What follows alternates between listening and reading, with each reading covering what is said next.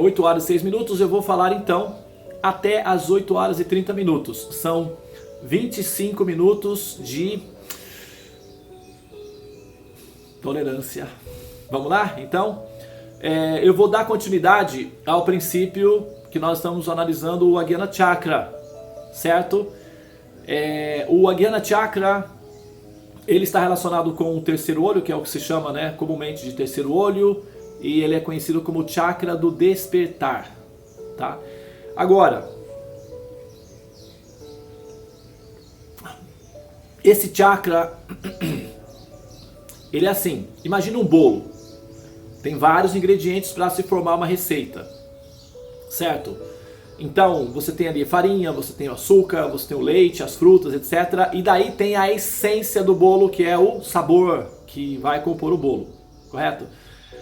Então, o Ajna Chakra, ele tem vários componentes para justificar o movimento que ele faz. Então, ontem nós falamos que existe a parte do hardware, não é? Essa parte do hardware são as peças, é a parte mais burocrática, digamos assim, que dá sustentabilidade ao Ajna Chakra, que é a parte tridimensional, que está relacionado com a glândula pineal, que é uma bolinha de cristal tridimensional, pode ser tocada, pode ser mensurada, pode ser estudada tridimensionalmente. É a parte hardware do Ajna Chakra. E tem a parte que é o cérebro em si, que é o cérebro. Se você observar, pega uma fruta, como por exemplo a manga ou uma nectarina, você tem aí uma polpa ao redor e você tem a semente interna, tá? Então a polpa ao redor funciona como uma membrana protetora daquela semente. É líquida, mantém a semente umedecida, protegida, para que ela possa eventualmente ser assim, florescida numa ocasião específica. A célula, todas as células possuem uma camada, uma membranazinha de gordura que protege o núcleo da célula e alimenta a célula, né, o combustível da célula também. O sistema solar, por exemplo, ele tem ao redor ele tem duas membranazinhas de proteção para o núcleo. O núcleo do sistema solar é a Terra. O Sol é apenas o centro. Tem uma diferença, tá? O Sol é somente o centro do sistema solar. O núcleo do sistema solar é a Terra. É assim como uma célula. Você tem o núcleo da célula, não é? Que é o que justifica a célula, e você tem a reserva de gordura da célula, que é o que alimenta a célula. Então, o Sol seria o equivalente da reserva de gordura do sistema solar, que alimenta o sistema solar. Mas o núcleo, o que dá sentido ao sistema solar, é a Terra. Então, a Terra é o núcleo do sistema solar. Tá? O Sol é apenas o centro. Tá?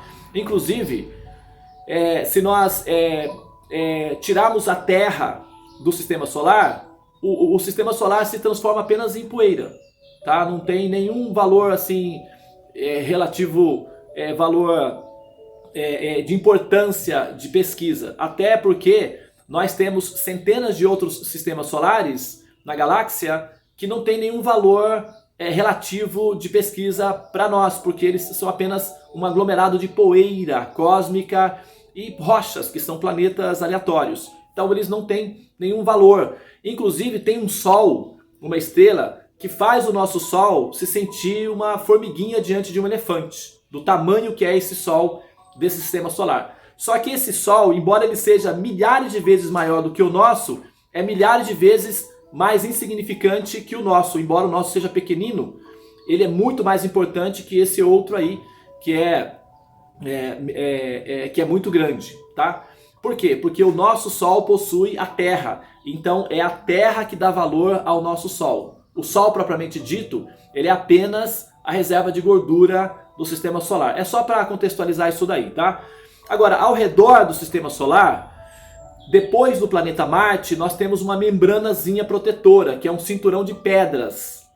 E após o planeta Saturno, também tem um outro cinturão de pedras. Então esse cinturão de pedras funciona como escudos de proteção contra os raios cósmicos que são produzidos pelas explosões das supernovas que acontecem em diferentes áreas da galáxia. Aliás, da galáxia mesmo, tá? Então, o que acontece? Essas explosões de supernovas, elas geram uma quantidade de energia absurda. E esses raios atravessam o sistema solar numa velocidade, assim, catastrófica. E se eles viessem direto para dentro do sistema solar, pulverizaria a vida na Terra.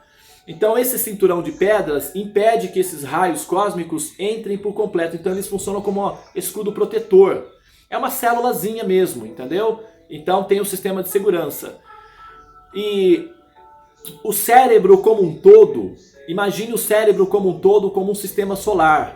Então a membrana, o líquido, porque o cérebro praticamente água, ele 90% dele é constituído de água. E aí você tem lá no centro do cérebro, o núcleo do cérebro, que é o que dá valor ao cérebro, é a glândula pineal, tá? Então, em comparação com o sistema solar, o cérebro em si seria o sistema solar, as funções cerebrais dão sustentabilidade e você tem ali aquele pontinho ali, que é o receptor de sinais, que é o que mantém, o que dá a entidade viva condicionada um recurso de contato com o mundo externo, tá? Então é através da glândula pineal que se processa as percepções extrafísicas, místicas, no sentido de buscar uma realização superior, que vem a intuição de que há alguma coisa a mais do que aquilo que nós podemos enxergar, e etc.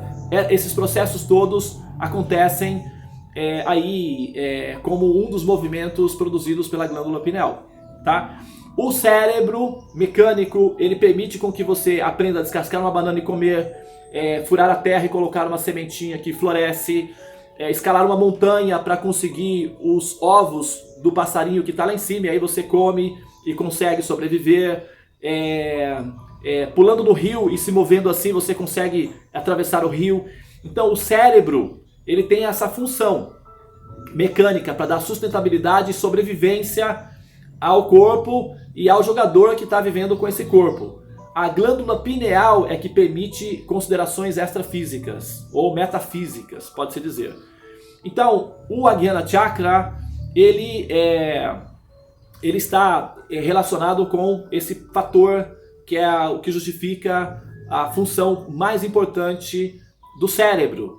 E o Ajna Chakra é o chakra do despertar, então é através dele que nós conseguimos despertar, ok? Só que o Ajna Chakra, aí nós já estamos falando do software. Até então, as metáforas que eu dei até agora é só para justificar a estrutura do hardware, que é o cérebro, a bolinha de cristal propriamente, tudo isso é parte mecânica. Agora é o software, que é virtual, que não é visível, você não tá em um aplicativo. Isso já nós estamos falando da inteligência, tá?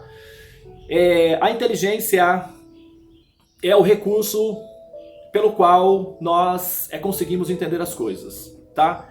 Tem inteligência de primeira classe, de segunda, de terceira, de 24ª, de 68ª e por aí vai, entendeu? Então nós estamos tentando melhorar o nosso coeficiente de cognição, de consciência, tá? Inclusive a palavra consciência vem de cogno, que vem de Agni, que vem de Ajna, que vem do Ajna Chakra, tá? É uma sequência aí que chega até no que nós chamamos de conhecimento, né? Consciência, conhecimento, cognos, que significa Ignu, que vem de Agni, de Ajna Chakra, que é aquilo que produz despertar ou consciência.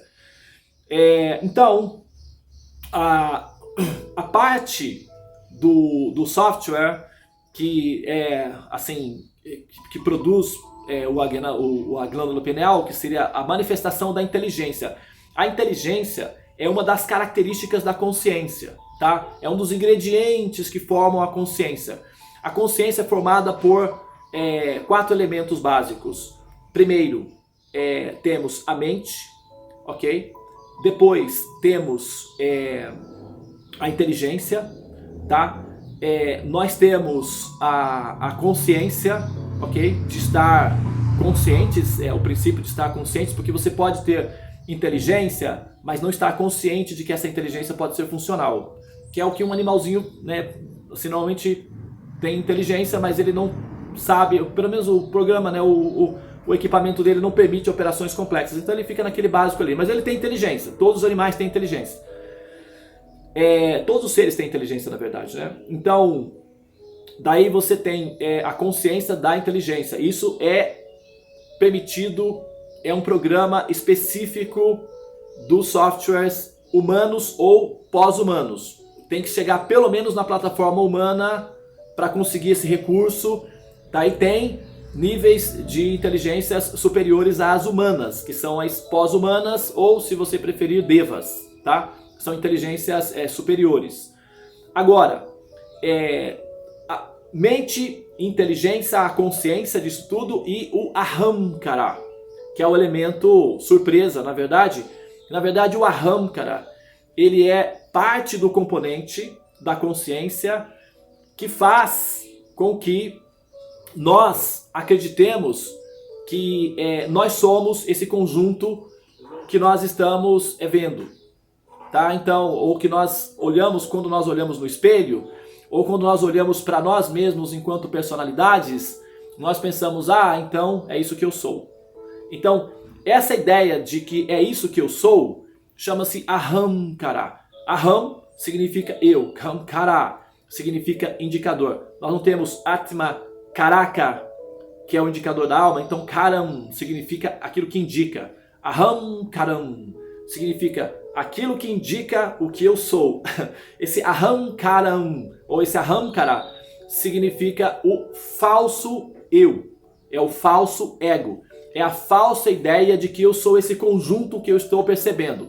Corpo, mente e inteligência. Ahamkaram, que é o quarto elemento. Tá? Então, esse ahamkaram tem que ser superado pela inteligência. A inteligência tem a funcionalidade de superar esse falso conceito. Ela tem a capacidade de fazê-lo. Só que essa capacidade tem que ser acessada. Para que esse ahamkara, ou esse falso eu, ou essa falsa identificação seja desarticulada, na verdade, o ahamkara é um programinha. Tá? Ele é um programinha funcional. Ele vem com todos os equipamentos.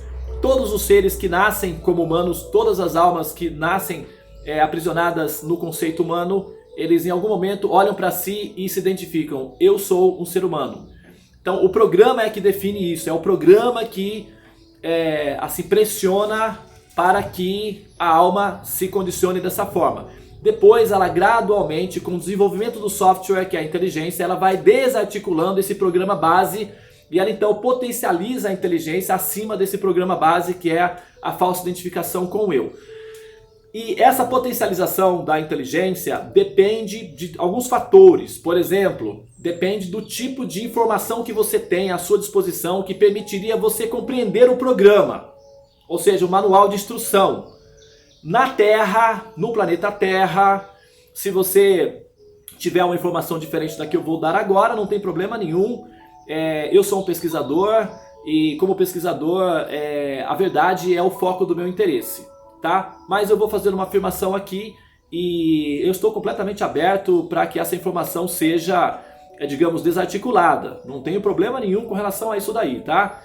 Mas a afirmação é a seguinte: nesse planeta Terra, o manual de instrução mais completo, mais preciso, apropriado para seres humanos avançados, inteligentes e radicais, chama-se Vedas, tá? Eu sinto muito, isso não é desmerecer as outras escrituras, tá bom?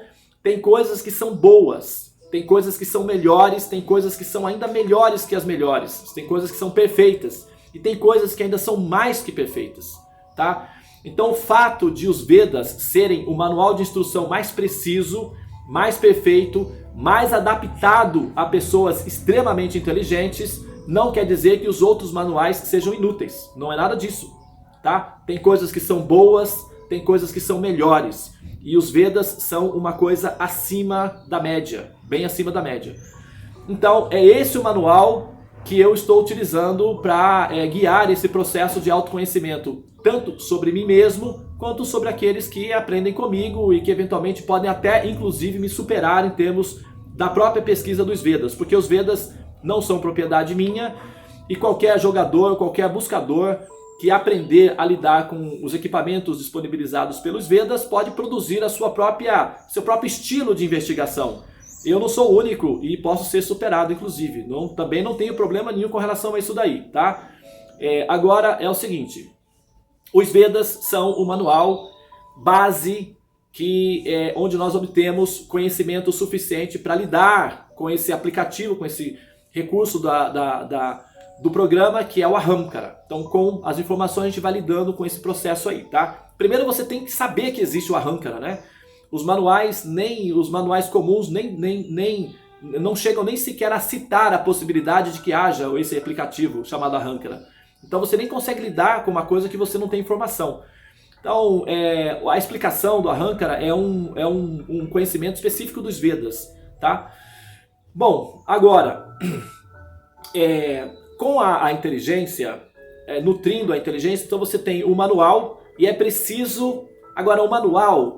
Quando você se depara com os Vedas, uau! E agora? É como cair numa floresta. O que eu faço numa floresta? Bom, ou você tem um guia, ou você tem uma bússola. Senão, você vai vai se perder ali dentro. O guia normalmente chama-se guru, ou mestre, professor, aquele que orienta, aquele que já fez o caminho, guiado por outro guru antes, porque nenhum estudante... Não existe esse processo autodidata, arrogante, pretensioso de que eu sou autodidata, eu faço o meu próprio caminho. Não existe isso. Aqueles que pensam assim estão simplesmente iludidos devido ao orgulho, não é? Eles podem até estar chateados por terem falsos gurus, e isso é compreensível, falsos mestres, isso é compreensível. Mas a teoria de que eu sou autodidata, de que eu sou o caminho, de que eu faço o meu próprio caminho, é típico das pessoas extremamente orgulhosas e frustradas devido aos seus fracassos em encontrar o mestre apropriado, tá? É uma consequência, é simples. Ninguém faz o caminho do autoconhecimento sozinho.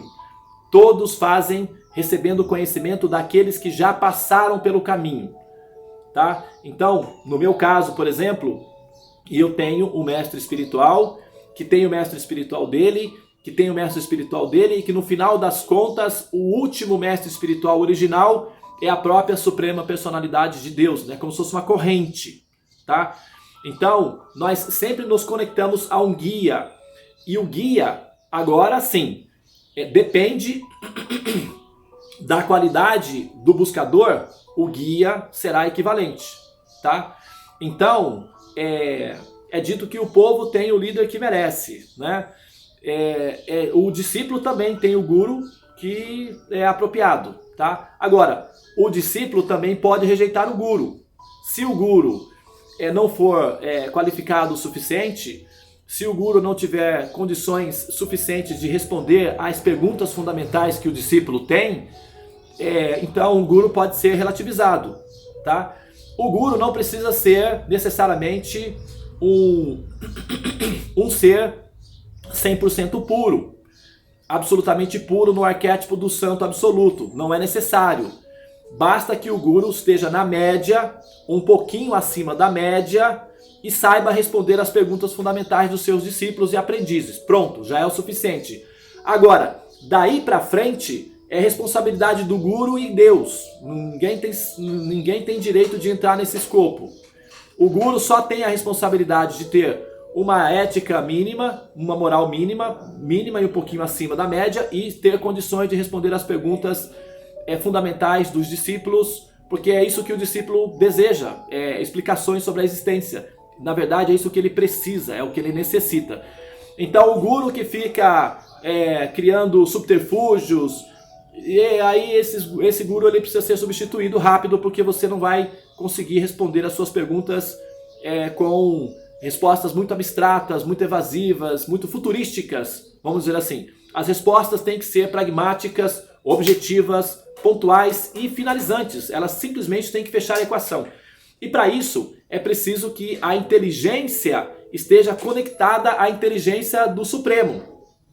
É como é que nós vamos compreender, porque o tema de hoje que eu coloquei ali é o tema do infinito, ok? Da busca, da compreensão do infinito.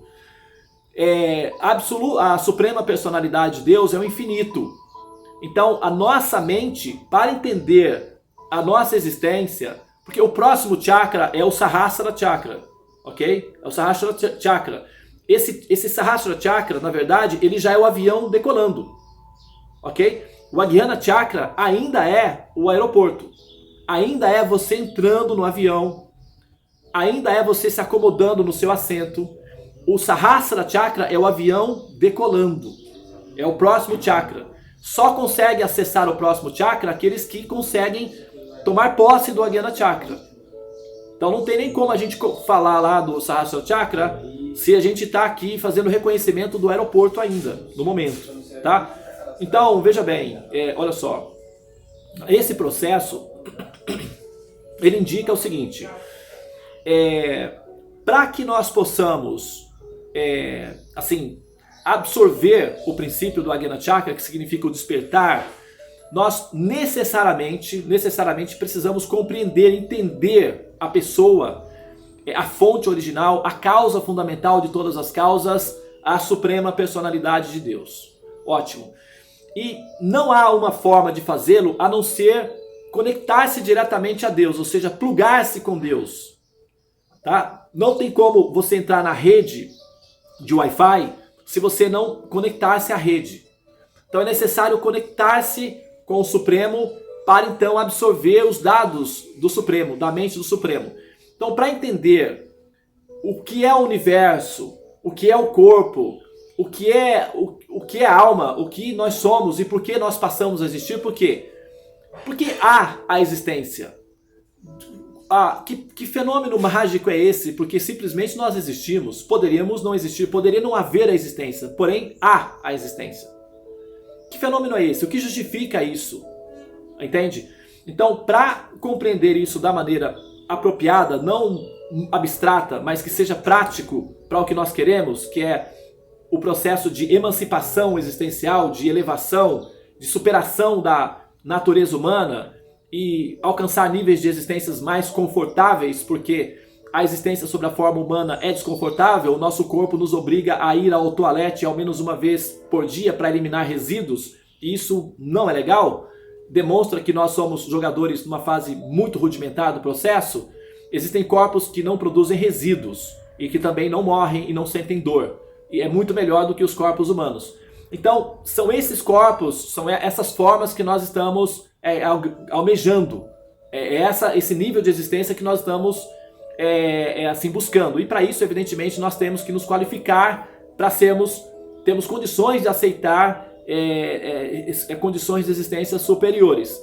E não há como fazer isso sem compreender primeiro o sentido da forma humana, o porquê essa forma humana existe, qual é a finalidade pedagógica da estrutura dessa forma humana, o porquê nós existimos como seres humanos, o porquê o universo material existe, porquê um ser consciente e inteligente faria uma coisa catastrófica como essa, que é o mundo material, e colocaria, vamos colocar aqui numa linguagem mais simples, por que Deus criaria almas, criaria o mundo material e misturaria essas duas coisas?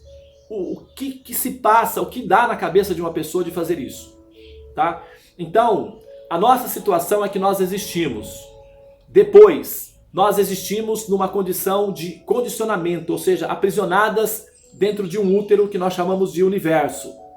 O porquê isso está acontecendo, quem está fazendo isso, qual é o objetivo disso, o que deu na mente da pessoa ou da fonte que resolveu fazer isso.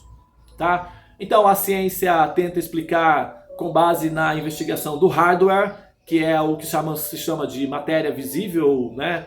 Enfim, da estrutura do universo, que isso é uma propriedade da ciência, e os filósofos e os pensadores se ocupam do software, que é a metafísica, que é o entendimento do para quê, né, o mundo o universo existe, né? A ciência se ocupa do porquê e do como, de certa forma, num certo nível, e a metafísica se ocupa do para quê ou de como, tá? Então essa que é a diferença, e a nossa investigação é no sentido da metafísica. Para que isso seja funcional, para que isso seja produtivo, para que isso seja conclusivo, nós precisamos de um manual apropriado, tá? Esse manual são os Vedas, que é o que nós estamos utilizando, e nós precisamos de um guia apropriado.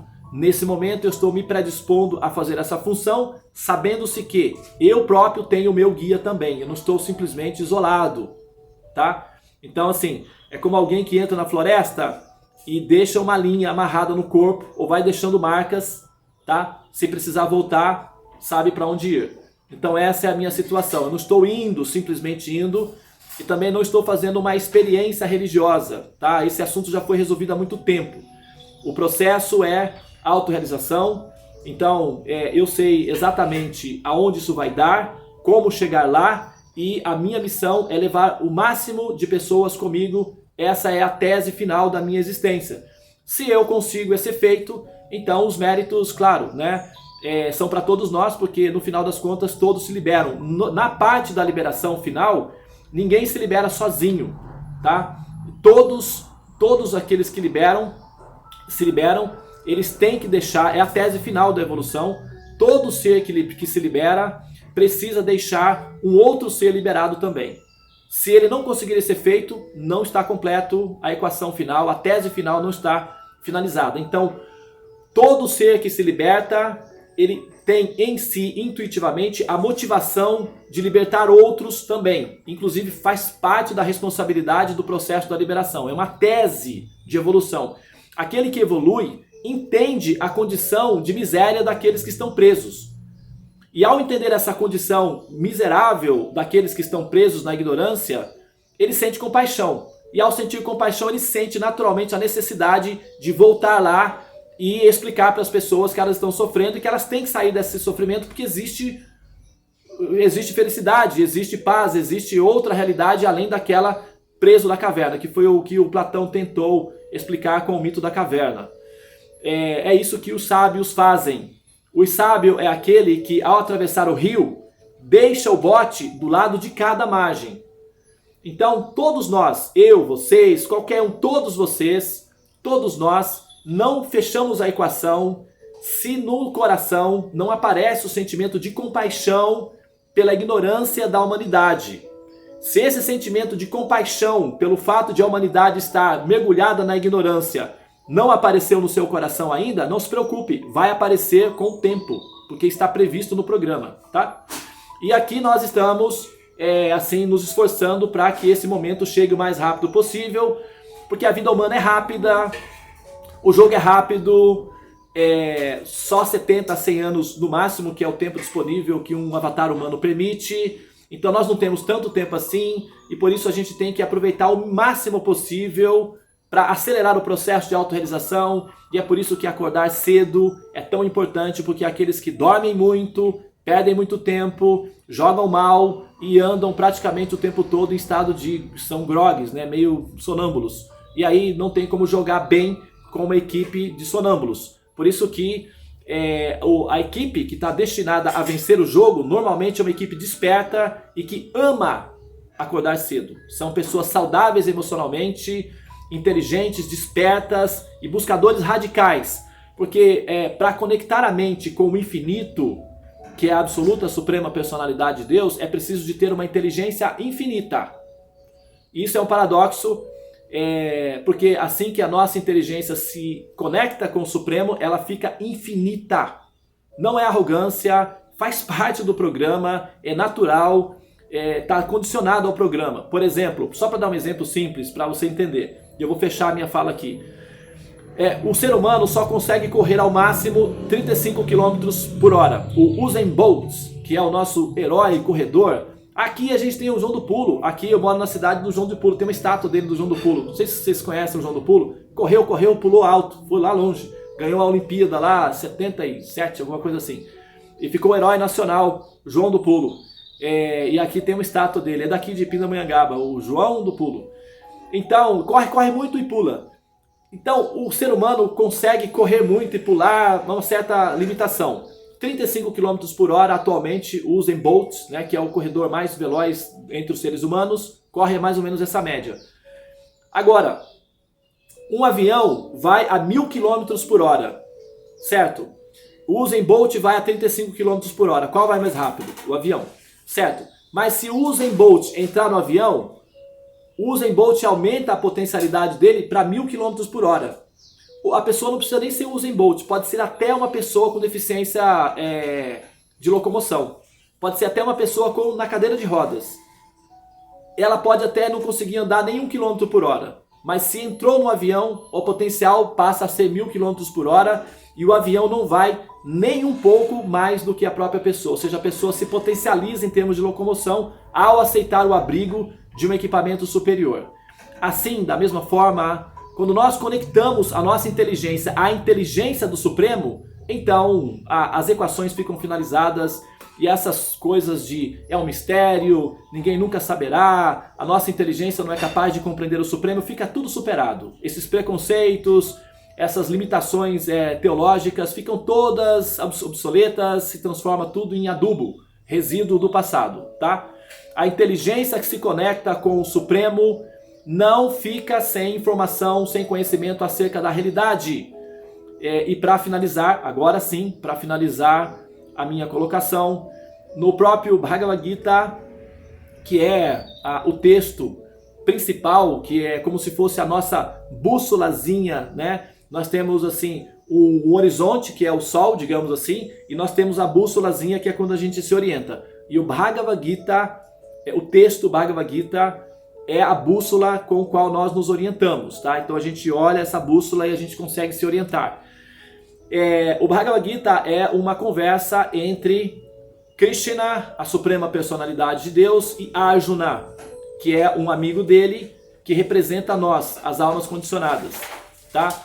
Então, o Bhagavad Gita pode ser mencionado como o Bhagavad Gita em termos de o livro, quando você se refere ao livro Bhagavad Gita, então você pode falar o Bhagavad Gita. Existe uma discussão aí entre o Bhagavad Gita, a Gita, isso tudo é semântica, nomenclaturas, isso é desnecessário.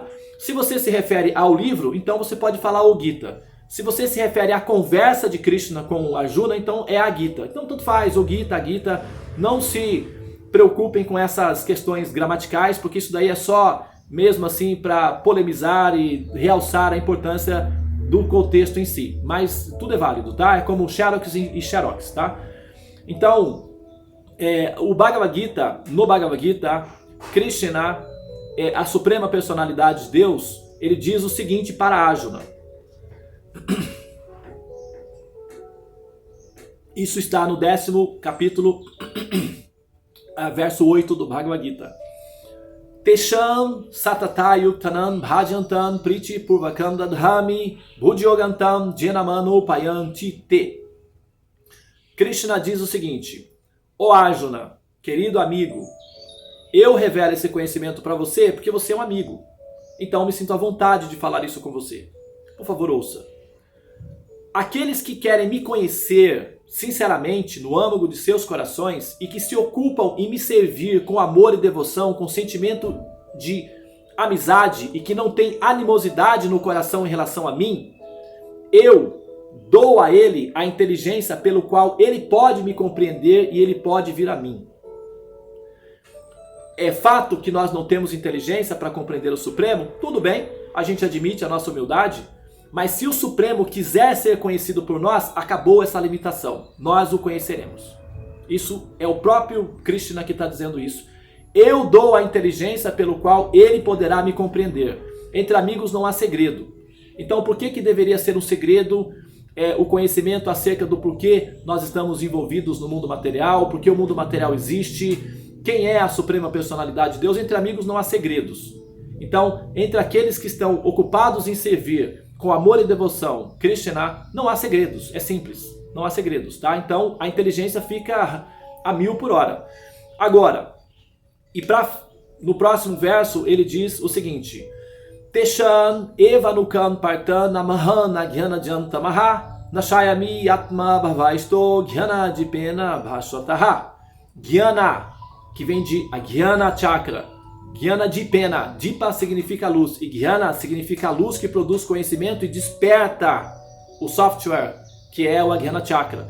Ele diz o seguinte: e eu, estando residindo em seus corações, sentindo por ele amor, compaixão por esse buscador sincero de mim, destruo com a luz brilhante do conhecimento toda a escuridão que surge da ignorância.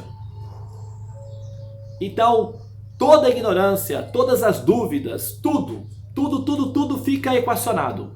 O único requisito é servir com amor e devoção, com espírito de amor, sem animosidade e sem filosofias preconceituosas que o denunciam erroneamente, tá? Então é preciso primeiro tirar da mente, do coração, os preconceitos, as filosofias corruptas que falam mal acerca do Supremo, mesmo indiretamente, tá? Que denunciam ele erroneamente. Então, o impersonalismo, o niilismo e todas essas considerações que são decadentes, que se colocam de forma decadente em relação ao Senhor Supremo, precisam ser eliminadas para que haja espírito de amor e de a inclinação favorável ao Supremo, porque o único requisito para que todas as dúvidas e para que a inteligência alcance o nível infinito é um só: amor e devoção. Aqueles que me servem, que me buscam sinceramente no âmago de seus corações com amor e devoção. É a única condição. E inteligência nós receberemos. Não é preciso que nós sejamos, mas nós receberemos. E inteligência é desejar essa inteligência. Essa é a inteligência suprema. Muito bem, senhoras e senhores, então agora eu paro por aqui. Não vai dar tempo de fazer perguntas, não vai dar tempo de fazer comentários. As perguntas que forem feitas, por favor, anote no papelzinho. Amanhã a gente se encontra novamente e nós continuamos, tá bom? Hare Krishna, Namastê. Deixa eu apenas me despedir aqui da Andréia, do Bhakta Gandiva, da Iriana Simões, da Eva Regina, da Gi, do Hardwin. Nós falamos tanto de hardware, nós temos aí um Hardwin. A Carolina, a Luciana Matos, a Pétala, que é a mamãe do Noah, a Renata Magna, o Rômulo e a Tula Sepuja. Tá? Pessoal, parteiros e parteiras, vamos dar a luz? Hare Krishna. Bom dia, gente. Bom dia para todos. Namastê, Hare Krishna.